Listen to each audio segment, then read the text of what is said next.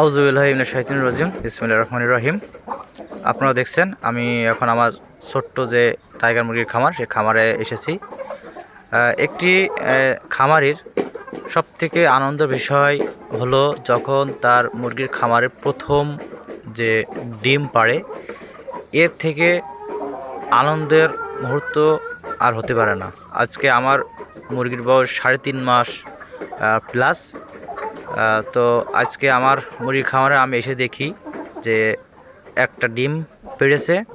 আর এটা আমার জন্য কতটা আনন্দদায়ক সেটা আপনাদের প্রকাশ করতে পারবো না।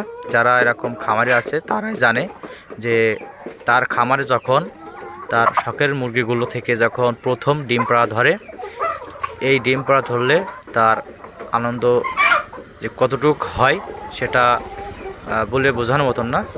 তবে ইনশাল্লাহ খুব দ্রুত আরও ভালো কিছু রেজাল্ট পেতে পারি।